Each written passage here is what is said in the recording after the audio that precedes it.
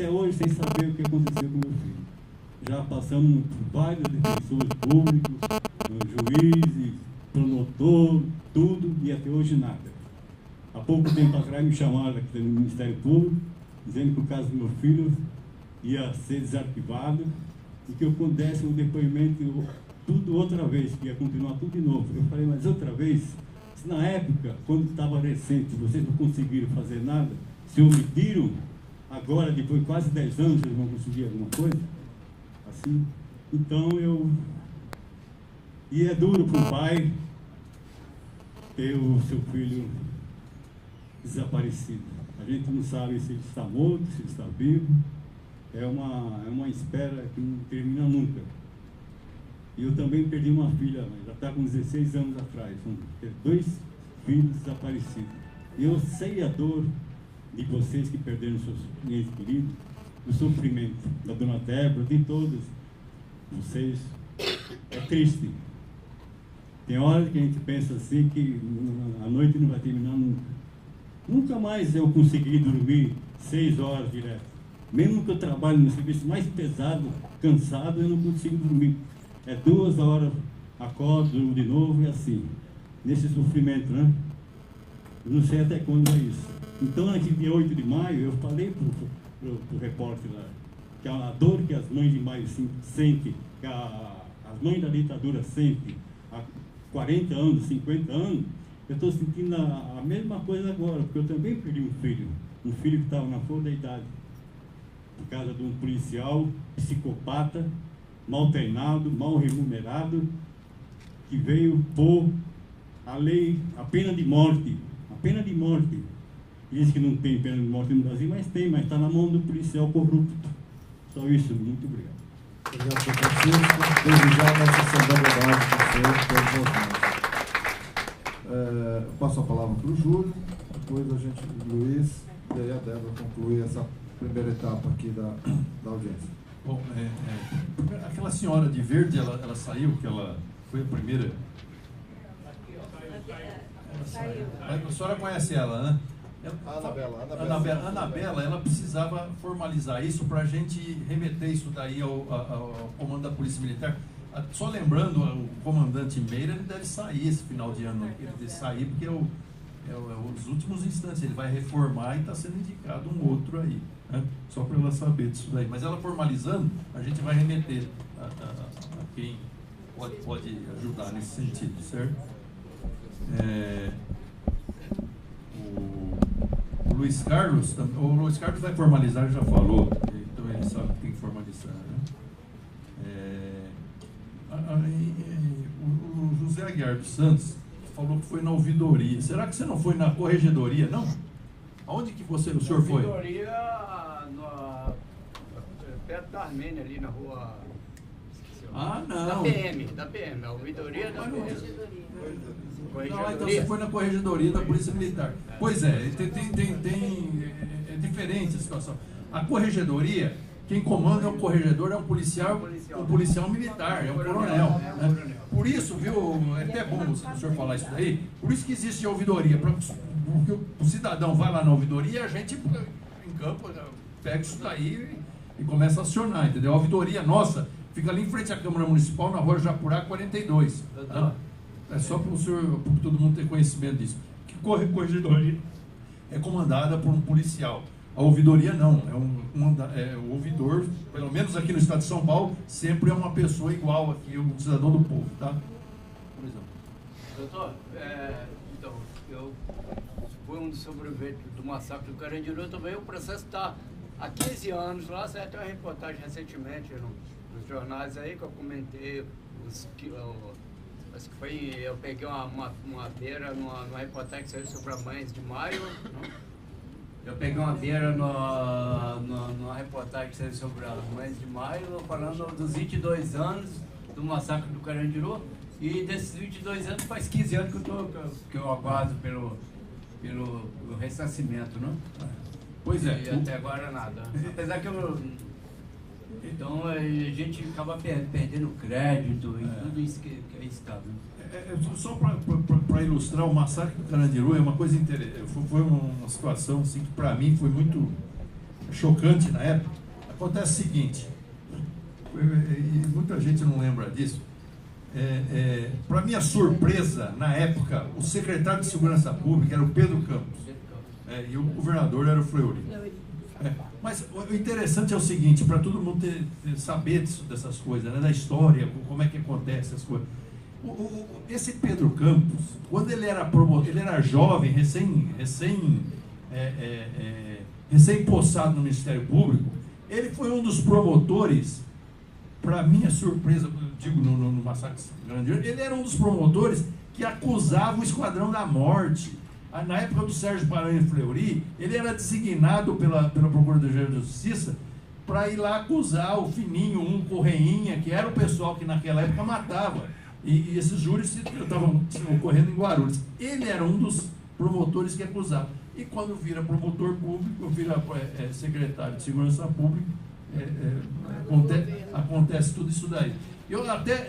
Essa questão até cheguei a discutir com pessoas de direitos humanos. Falei, como que pode um cidadão que foi um acusador e que parecia ter uma consciência, quando secretário acontecer tudo isso daí, né? E até me responderam, tem gente que fala, você chuta para lá, ele chuta. Então ele não tinha essa... Você entrou para chutar para lá, o cara. Eu esqueci de esclarecer, né, também. O massacre do Carandiru até hoje não foi esclarecido a verdade. Porque não houve nenhum... falaram, a imprensa divulgou que tinha havido uma rebelião. Não houve rebelião. E outra, eles chegaram lá de madrugada metralhando todo mundo. O meu nome era o primeiro da lista de 111. Como então, o senhor estivesse morto. Então. Foi maquiado os acontecimentos que chegaram lá, foi de madrugada, não chegaram lá 11 horas e não houve nenhuma rebelião. Eu citei isso dentro do fórum, no fórum do Dr. Mário Guimarães, eu citei isso aí, que não foi 111, foi muito mais de 300 mortos, né, que até hoje, que os demais que ultrapassaram 111 foram dados como desaparecido ou fugitivo e colocaram uma pedra em cima. A verdade até hoje não veio à tona, que a imprensa foi maquiada. Aliás, o Ministério Público maquiou tudo que aconteceu e ficou dito pelo não dito. Hoje mesmo saiu a condenação de um dos últimos policiais, 624 anos, o desgraçado até agora, passa 22 anos e não foi preso ainda e nem vai ser preso, porque que moral tem essa justiça nossa? Nenhuma. Em relação a ter um ouvidor no Estado, teve uma situação interessante, que foi dito aqui, só tem um ouvidor, justamente com o Ministério Público. Quando teve o fórum aqui de segurança pública, nós tivemos na mesa, eu e Inácio Cano, junto com o subprocurador, eu relatei um caso lá do Presidente Prudente, que mataram uma artista, uma moça da garupa de uma moto, ela era uma artista de rua, e foi morta assim numa blitz, num comando. Ela passou, o namorado passou, acho que estava sem documento, e ela levou um tiro.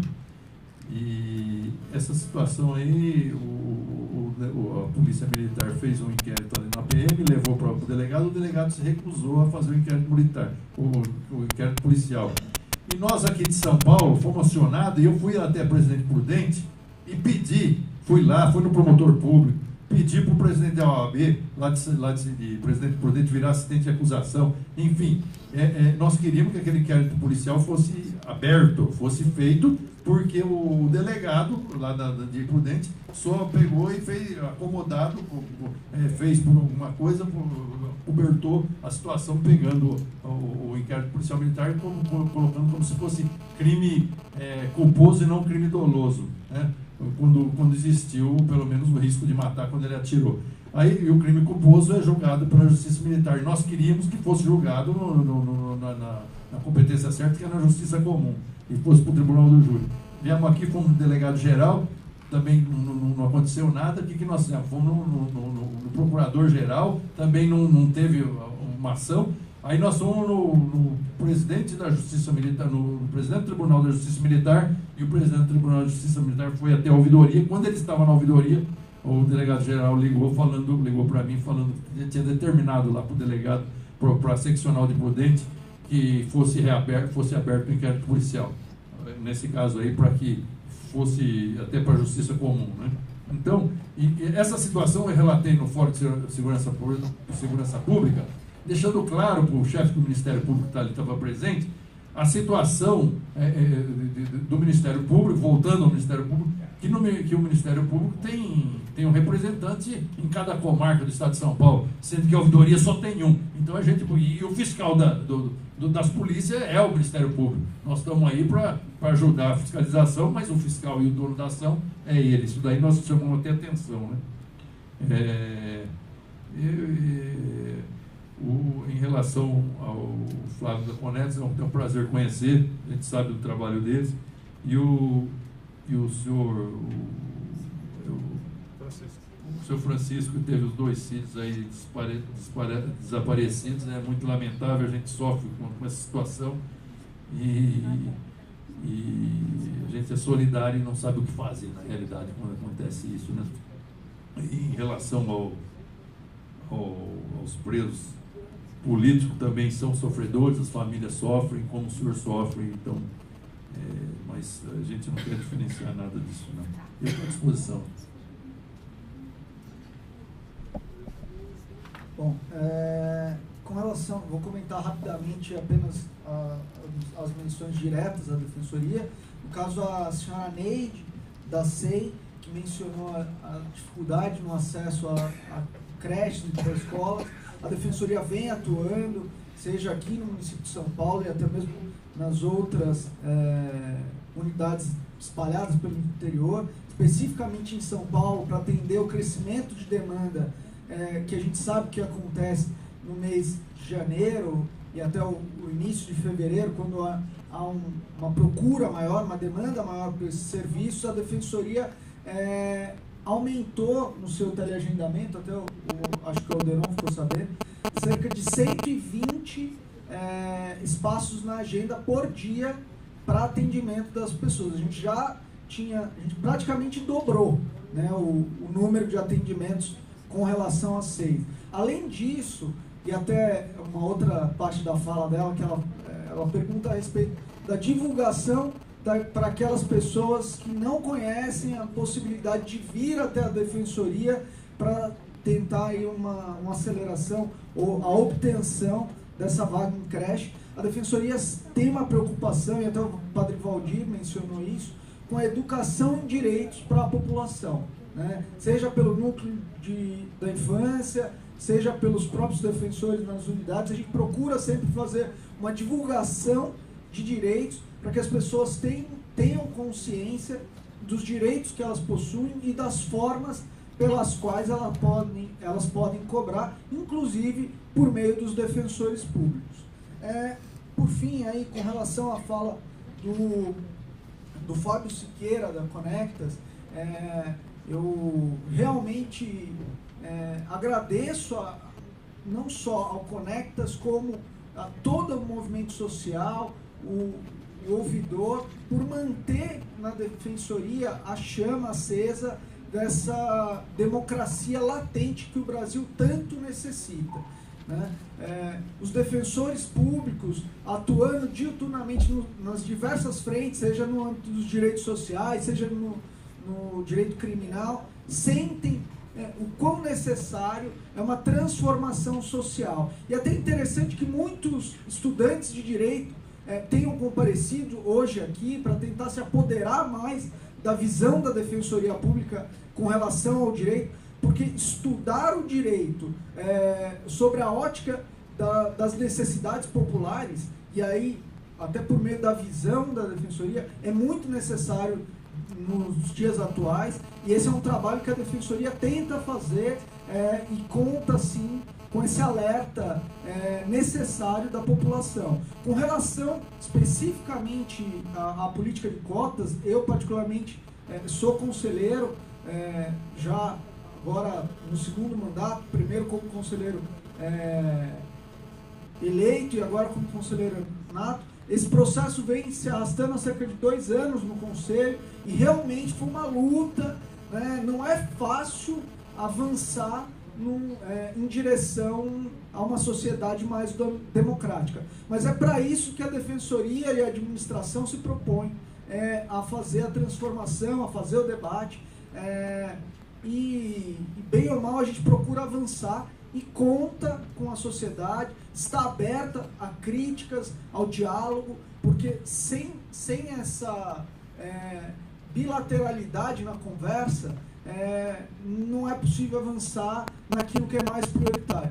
E aí, já finalizando a minha fala, eu acho que a Defensoria tem sim, a Defensoria Pública do Estado de São Paulo tem sim sido pioneira nos meios de participação popular e nessa escuta. A Defensoria sim procura ouvir a população, seja por meio da ouvidoria externa, que é uma das primeiras no âmbito das defensorias, e no âmbito do sistema de justiça, seja por meio das conferências, e seja por meio do momento aberto e desses espaços que são abertos, sempre abertos, por todos os defensores e pela administração da Defensoria como um todo. Enfim, eu de novo agradeço e coloco a administração da Defensoria sempre à disposição para dialogar com todos a respeito da evolução dos direitos humanos na nossa sociedade. Muito obrigado. Obrigado, Luiz. Queria só pegar um gancho que o Luiz falou do Momento Aberto. O Momento Aberto é um espaço, toda sexta-feira o Conselho Superior, que é o órgão máximo da Defensoria, ele se reúne aqui em cima, no mezanino, para poder discutir as questões da Defensoria. E tem no início, às 9h15, quem quiser falar, tem a possibilidade de qualquer cidadão, qualquer cidadã, fazer o uso por 5 minutos da palavra para os conselheiros, para o defensor-geral e todo o conselho da Defensoria. Então, é um mecanismo de participação, mecanismo da sociedade civil, nós podemos fazer o uso dele. Então, todos fiquem já empoderados dessa possibilidade e, quando acharem conveniente, façam uso desse espaço. Tem que chegar a 9h15 para poder fazer a inscrição, tá? E tem direito a 5 minutos, dependendo da quantidade de pessoas que tem para falar no Momento Aberto. Queria também agora passar para a Débora. A Débora vai fazer um fecho dessa etapa. A proposta é que a gente depois passa para um outro momento, que é o momento das propostas, né? Para a gente já ir fechando, porque a gente já está meio cansado, né? Peço um pouquinho mais de paciência aí do ouvidor e do defensor Luiz, para a gente poder fechar essa audiência. Obrigado.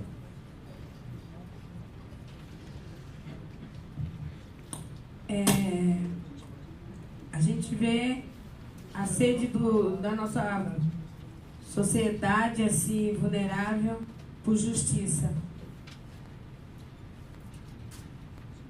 E são mecanismo, ferramenta implantada para não funcionar como deveria. A gente tem uma ouvidoria que não sabe dar resposta para o seu Francisco. A gente tem uma defensoria que não tem nem palavra para o seu Francisco. Mas nós ensinamos o caminho para a defensoria, como fazer para poder descobrir onde está o filho do seu Francisco desaparecido. Precisa força, precisa coragem. Esse que é o caminho. Talvez os peritos que vêm de fora, ele vai dar resposta para o seu Francisco.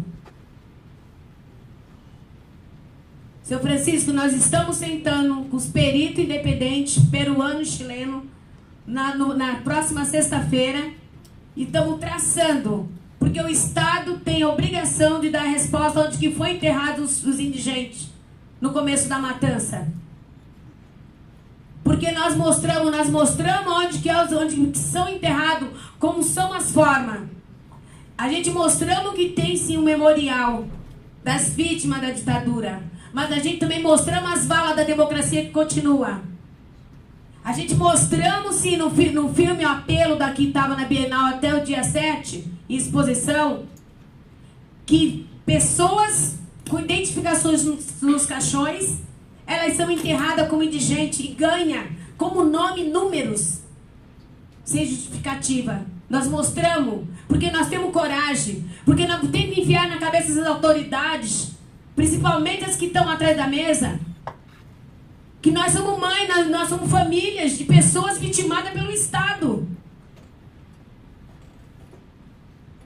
E nós não podemos se acovardar. A gente tem que lutar. Eu digo pessoalmente porque eu me alimento dessa luta. Se não fosse essa luta, eu já tinha morrido. Porque a indignação do sistema podre corrosivo é de indignar. A ouvidoria da polícia, ela era uma das maiores parceiras do movimento Mãe de Maio, que fez um relatório lindíssimo dos crimes de maio. Mas o governo do estado de São Paulo, ele não ouve, não conversa com o ouvidor. Eu quero que todos saibam. Então não há diálogo, há uma ouvidoria que para ele é a mesma coisa que nada. A gente tem pessoas competentes. Tá Cristiano aqui, entendeu? Como teve o teu antecessor que ouvia nós. Mas a gente vê que é um mecanismo para não funcionar. Mas nós estamos aqui para se indignar e ensinar, porque sim, tem que ter coragem. Porque se a defensoria tivesse feito uma varredura e procurasse as listas dos ML, com certeza ela tinha dado a resposta para onde foi enterrados, em qual cemitério foi enterrados os corpos no começo da matança. Porque eles não mataram só 30, seu Francisco. Eles mataram muito mais no espaço de uma semana. Porque no próprio debate na Bienal, veio um pesquisador da Universidade de São Carlos que diz que no mês de maio foram 1.200 pessoas assassinadas. Mas a gente focamos na semana de 12 a 19 de maio. E nós não estamos falando inglês. Nós estamos falando português bem declarado e um português clamante. E por causa desses crimes de maio, a gente vê crime continuado, a gente vê crime de maio continuado, porque a chacina deu certo, entendeu? É os capuz, é as motos, é os carros popular e ninguém consegue. Se a lavagem de dinheiro é descoberta sem testemunha, por que os crimes cometidos pelo Estado não é descoberto? E nós estamos aqui para gritar e pedimos para somar, porque senão nós não estamos aqui. A gente precisa dessa força. Eu continuo dizendo, mãe não quer que os filhos briguem. Mãe quer a união. E a gente quer a união dessas ferramentas. Que ela foi feita para não funcionar. Mas nós somos uma máquina que vai conduzir. Que chega de extermínio do povo preto, pobre, favelado. Nossos mortos têm vozes. Nossos presos têm vozes. Nem que tiver de custar a minha vida.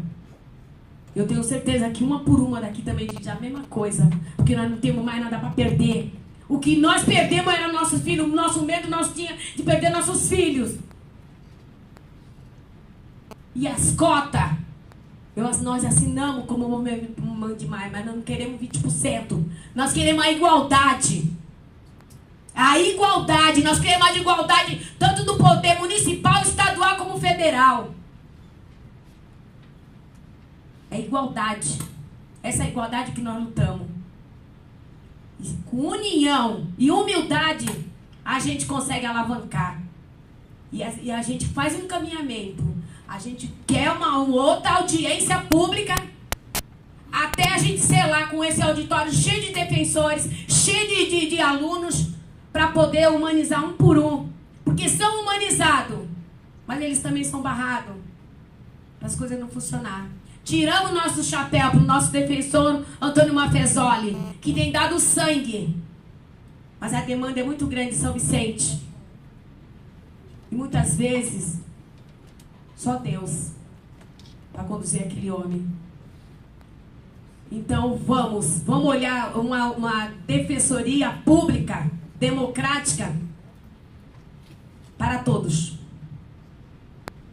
Não aceitamos de jeito nenhum que haja um racha por um defensor ser mais humano e o outro não querer ser humanizado.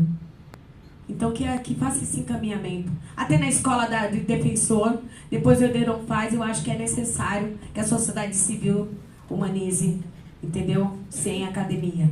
Obrigada.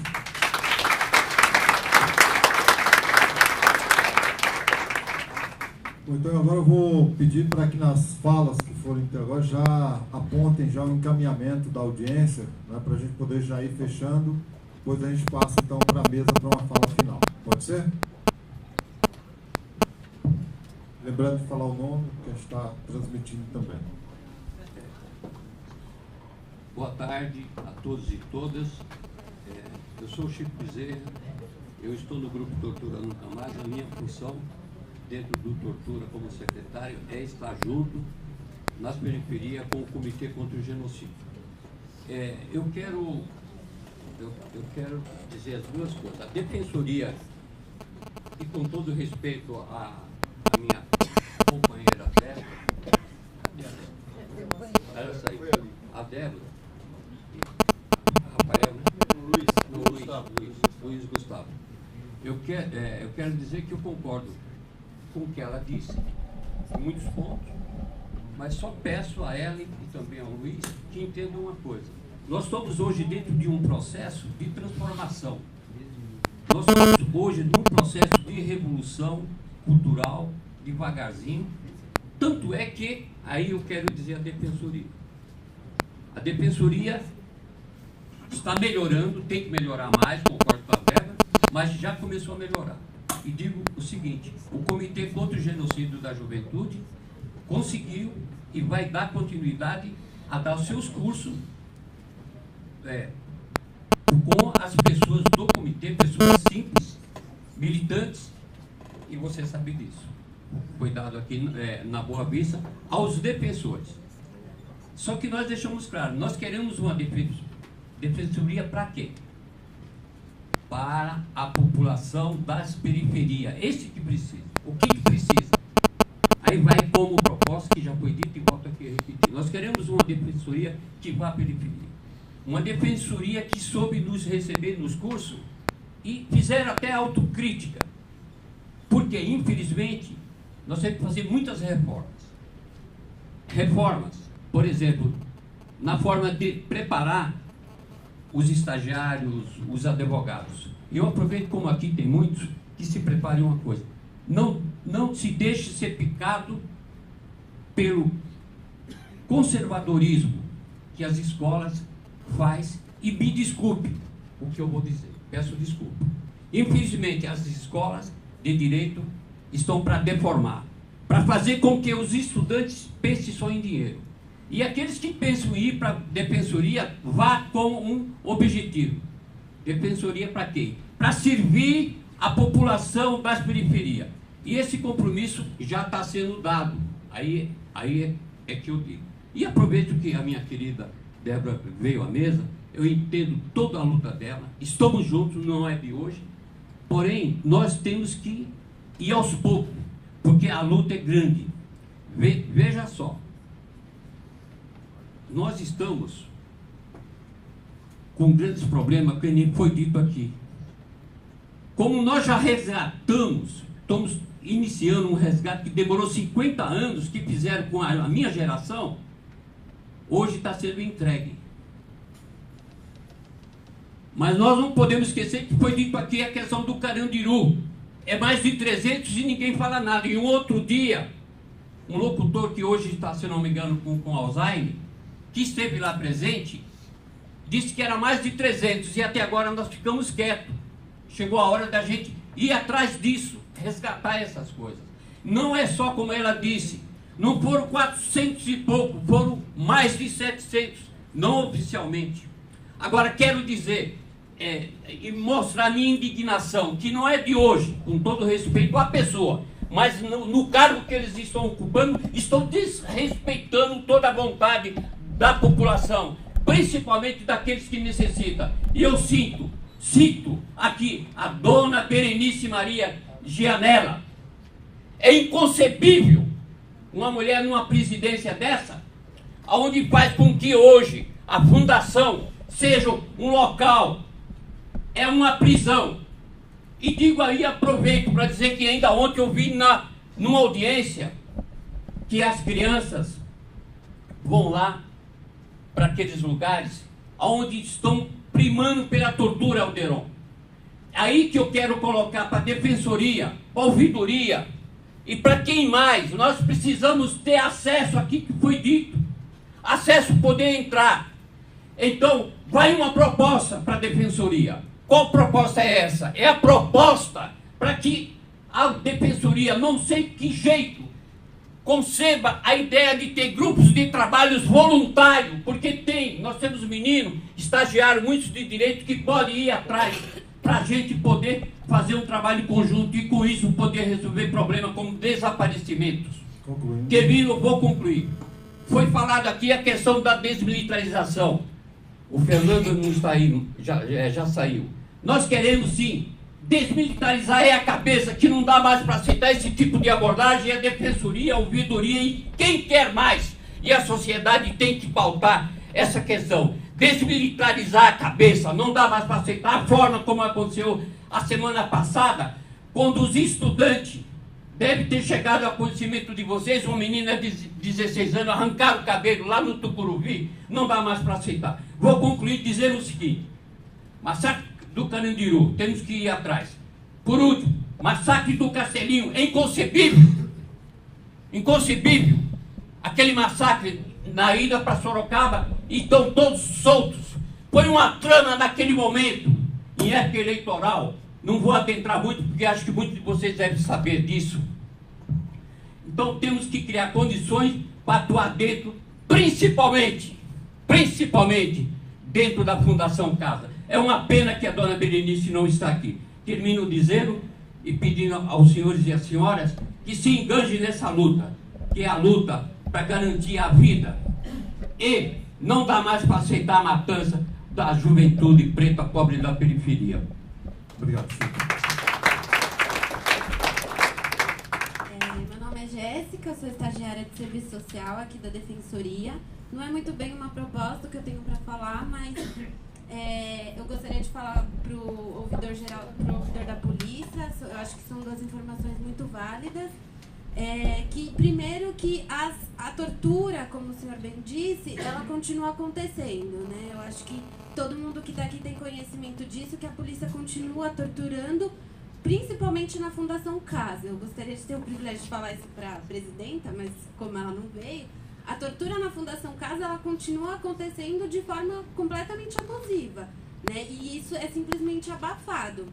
Inclusive, há técnicos da assistência social que já denunciaram essa violência policial que os policiais cometem contra os adolescentes e que elas sofrem processos administrativos pela denúncia, né? Então, não sei se isso é de conhecimento do senhor e o que cabe ao senhor fazer quanto a isso, mas eu acho que é um ponto, sim, que tem que ser tratado, porque na Fundação Casa as torturas ainda estão acontecendo.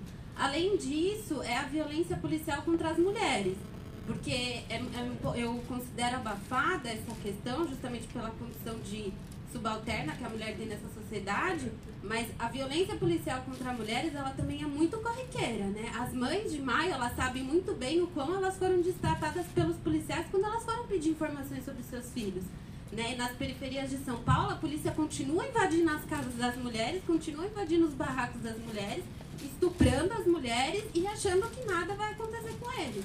Então, eu acho que, não sei qual que, enfim, seria a competência do senhor quanto a isso, mas eu acho que sim, é um ponto que tem que ser discutido, inclusive na corporação, enfim, de todas as polícias. Porque a polícia, a violência contra a mulher, ela também está expressada nessa questão da polícia, que tem a sua função de proteger, só que, na verdade, a gente sabe que não protege ninguém. É isso. Obrigado, Jéssica.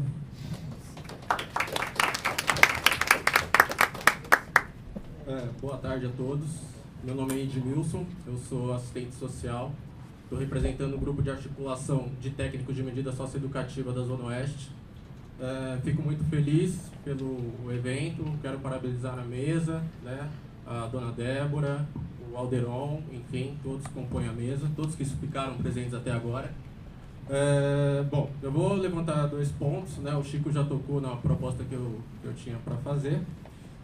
De convocar a defensoria a de fato ser uma defensoria popular, estar mais próxima à população mais carente, à população das periferias.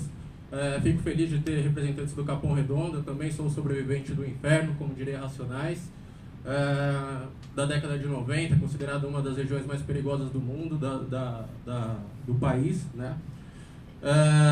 Fico feliz pela possibilidade. Eu trouxe uma fala da professora da PUC do Rio de Janeiro, Vela Malaguti Batista, que aborda a questão da criminalização da pobreza, que é o que a gente vive hoje, né? Nas periferias, não só da Zona Sul, da Zona Leste, da Zona Oeste, né, enfim, do estado de São Paulo, no modo geral, e do Brasil, do território nacional.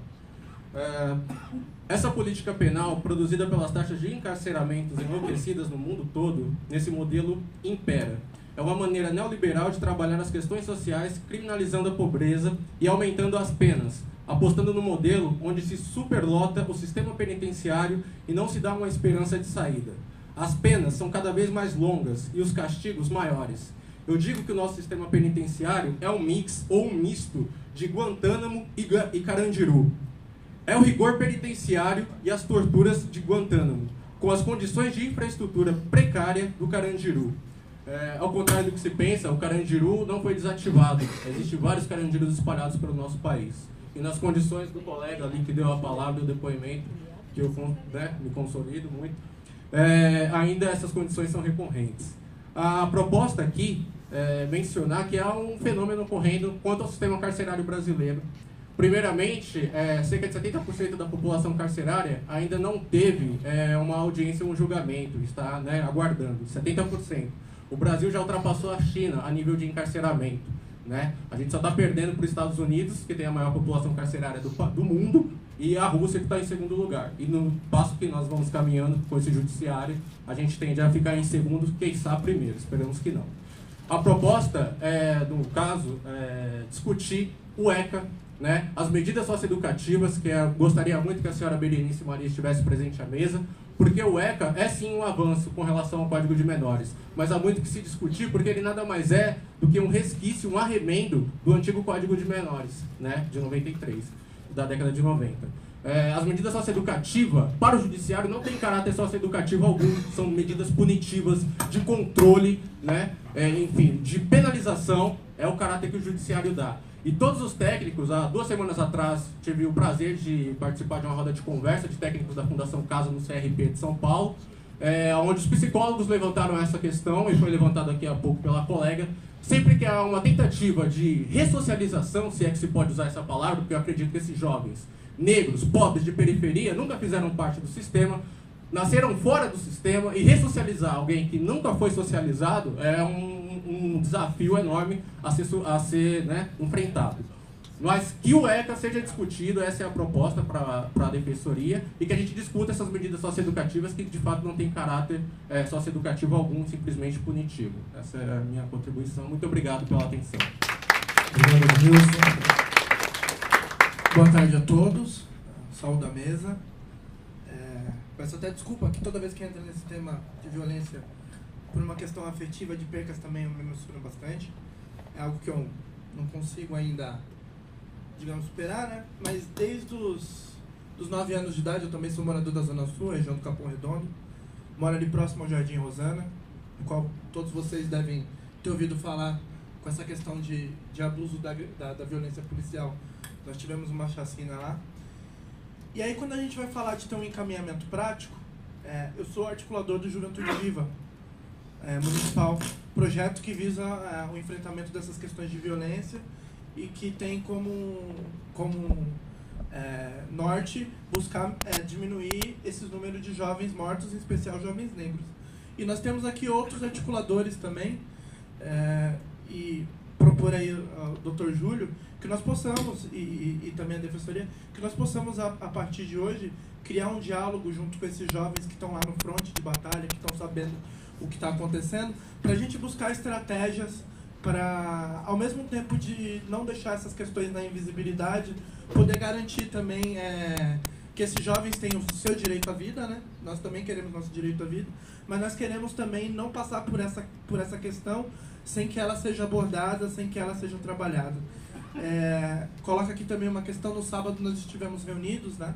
Eu como sou também desse movimento de poesia de sarau, e a gente usa muito dessa questão da arte para a gente poder enfrentar essas questões, para a gente poder superar, para educar e para pensar numa sociedade melhor. Eu vou aqui ler uma poesia que eu fiz no sábado no encontro de jovens negros, em que nós estávamos discutindo o genocídio da juventude negra. Me manifesto, recebo a pena sem julgamento. Se me calo, eu mesmo me puno, não me sustento. É luta sem caminho fácil, e barco É luta sem caminho fácil. É barco desatracado sem porto seguro. É pau de dar e doido, num espaço para sair de cima do muro. A ação institucional da escolha do inimigo nos pesa. Nossa luta é intrínseca, antiga, contra quem nos lesa. Nossos direitos, a cidade, nossos corpos e até vida. Intencionalmente esse sistema ceifando vidas. Para que serve um Estado que não protege o cidadão? Para que serve um país que promove a exclusão? Nossa Carta Magna, no artigo 5º, assegura a vida. Meta que histórica e sistematicamente não é cumprida. Quem são os filhos dessa desordem sem progresso? E de quem é o problema se não é nosso? São nossos braços, pernas, olhos e mentes. Corpos enterrados em covas rasas como sementes. Mas ao contrário da natureza não colhemos frutos. São milhares de famílias de jovens chorando luto. Abrimos mão do berço esplêndido para mudar nossa sorte. Rejeitando tão cedo a adoração à própria morte. Queremos viver. Queremos ver nossos irmãos viver. Ter direito a ter direitos. Usar a força da vida para fazer viver. Você pode falar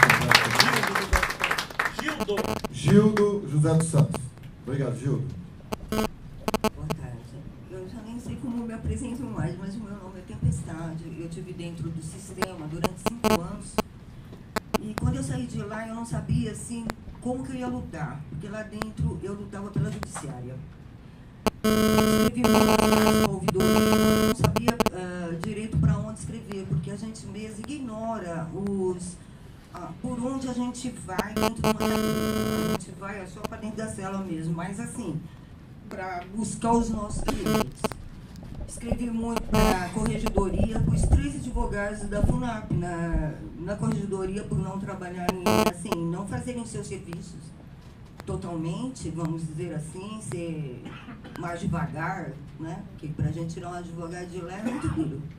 Mas, em compensação, eu consegui encostar 3, só um saiu. E eu gostaria... Eu tenho tanta coisa para falar, gente, vocês me desculpem, mas eu sei que tem um tempo. E defensoria para quem? Eu gostaria que essa defensoria entrasse nas cadeias. Não como um mutirão, que nem eu demorei 1 ano escrevendo para a defensoria, para conseguir fazer um mutirão dentro da PE de Santana, que são 3.000 presas, mulheres. E depois de 1 ano, elas chegaram dentro da cadeia, só que a direção barrou elas para falar com a judiciária das cadeias e ficou meio perdido, vamos dizer, aquele serviço que poderia ser maravilhoso, muito mais aproveitável, porque a direção deixou nós como presos de fora, sendo que era nós que tinha que ser escutados.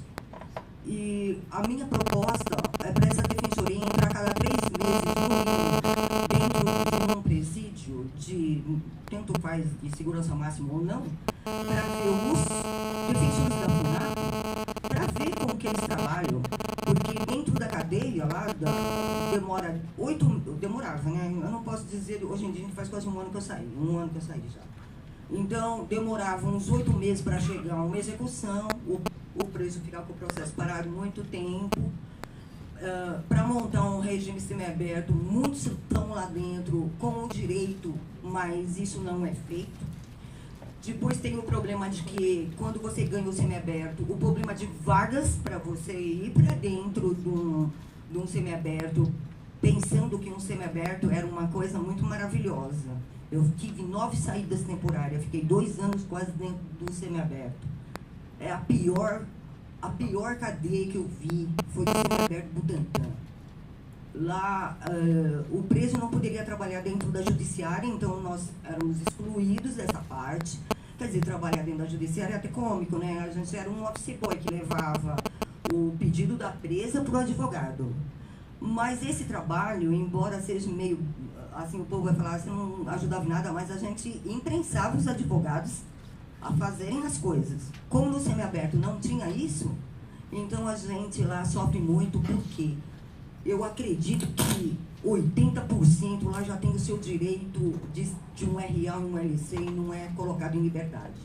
Então, quando eu saí de lá, eu resolvi pensar como que eu poderia ajudar as minhas companheiras presas que estão lá ainda, porque minha sentença só termina em 2018.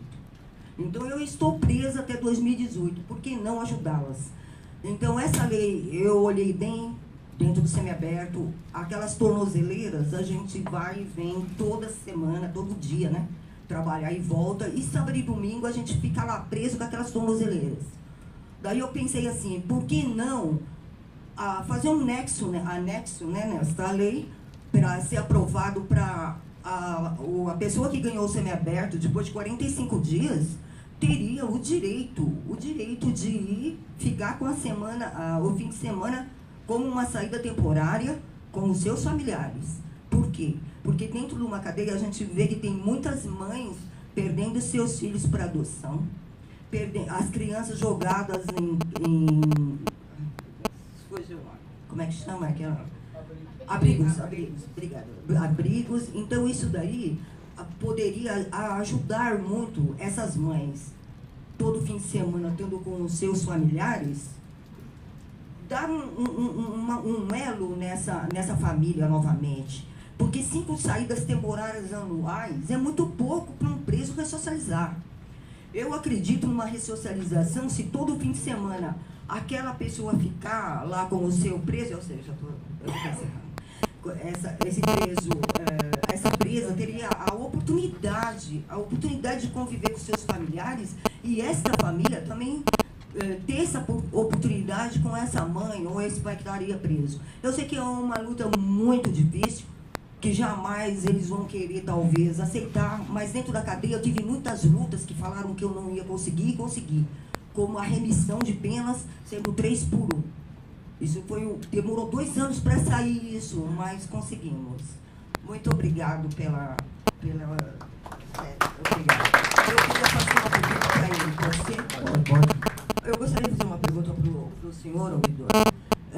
O porquê que uma polícia, quando ela mata, ou ela faz coisa na sociedade, ela é mudada só de cargo? Obrigado, Tempestade.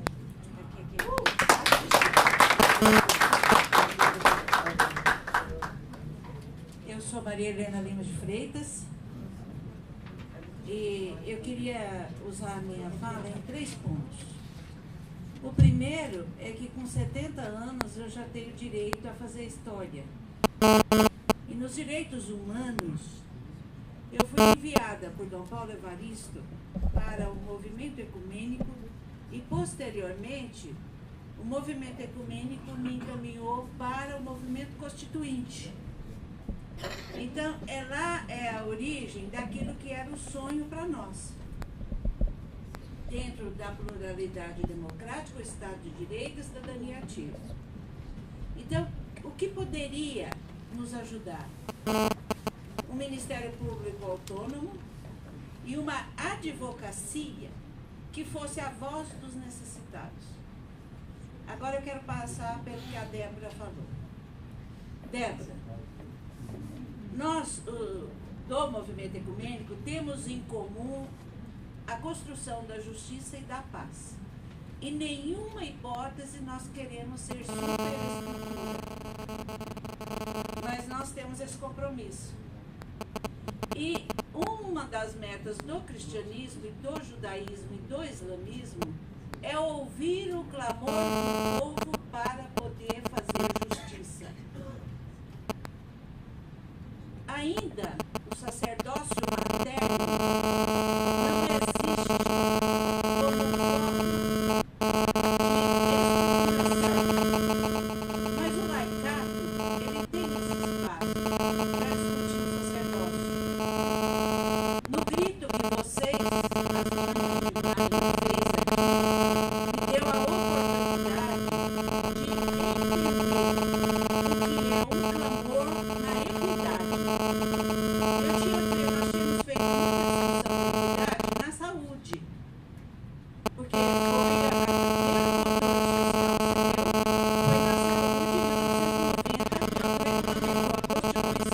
nas leis 8080 e 8.142.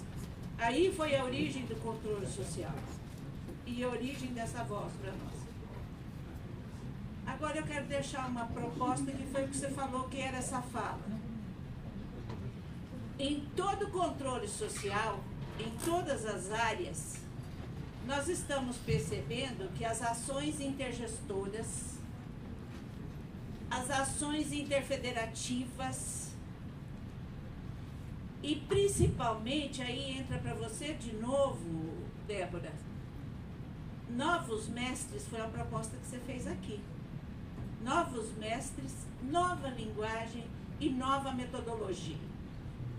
Sem essas três visões, sistema, estrutura e instituição não vai conseguir dar resposta, principalmente para a vulnerabilidade, que é o maior desafio que nós temos.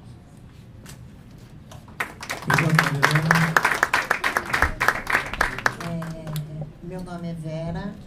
Em maio de 2006, eu perdi minha filha grávida de 9 meses e 1 semana. E o marido dela, meu genro. E esse crime até hoje não foi solucionado, ninguém investigou. Ao contrário, eu investiguei. E fui chamada até o distrito próximo à minha casa, onde eu recebi um recado que eu não era investigadora, que eu não era polícia, que eu tinha que sair de fora. Inclusive, o delegado mandou eu me mudar de casa. Eu não me mudei porque não fui eu que fiz errado, não fui eu que sujei a pátria e muito menos derrubei sangue no meu país. Então, eu não tenho por obrigação de mudar de casa. E eu queria fazer uma pergunta. Por que não é investigado nenhum crime de maio de 2006? Que até hoje nenhuma de nós fomos chamados, olha, foi investigado, aconteceu isso, aconteceu aquilo. Aonde tinha muitas testemunhas.